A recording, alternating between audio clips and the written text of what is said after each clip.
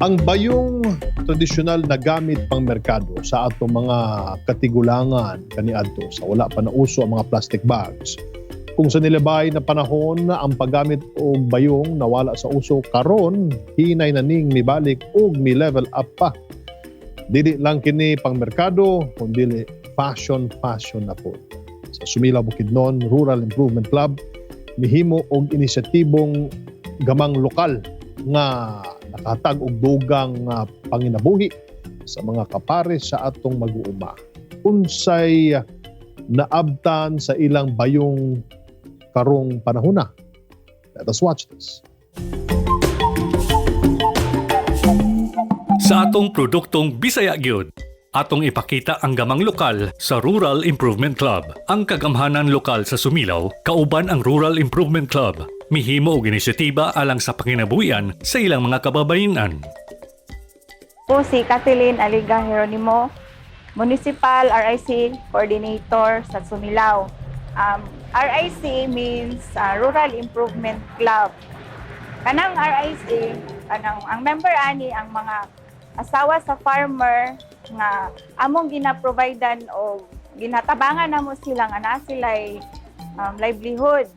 Ang isa aning livelihood nga among nakuan sa mga asawa sa farmer kani nga amo ang bayong weaving. Ang material sa among bayong nga ginawib gikan ni siya sa Kasilak Foundation. Discarded na ni siya nga mga plastic strips, mga waste map nga ilang gihatag sa mua gikan pud na sa Dole Stanfield ko. Matod kang Ma'am Kathleen, ang paghimo sa bayong gakinahanglan og mastery.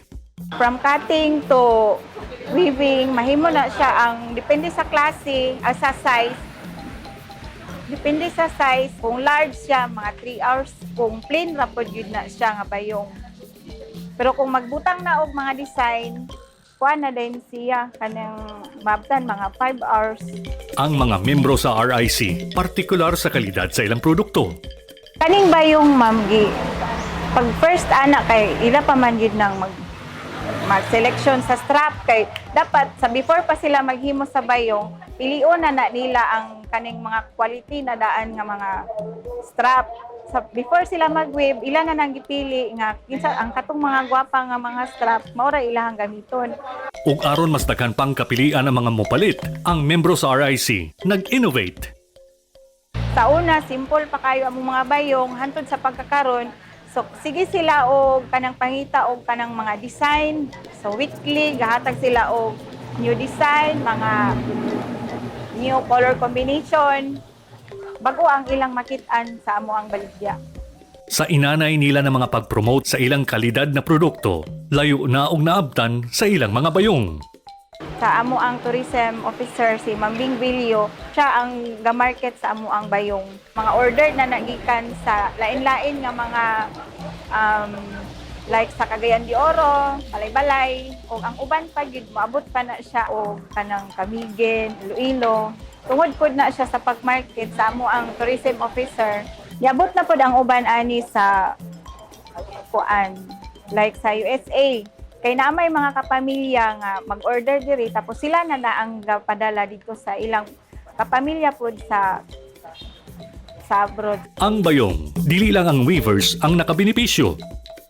Kung nagpalit mo sa product sa among mga weavers, dili lang ang bayong weavers ang inyong gitabangan, kundi part pod anang halin sa bayong weavers, ginahatag pod na siya ni Ma'am Bing sa kanang adapt as student.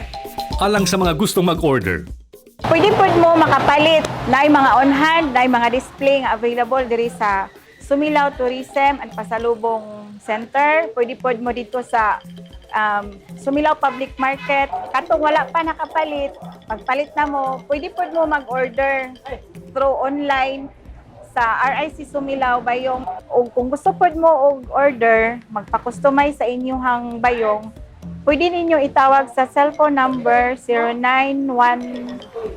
0916-9010-659. isip suporta sa atong mga produktong Bisaya Gyud.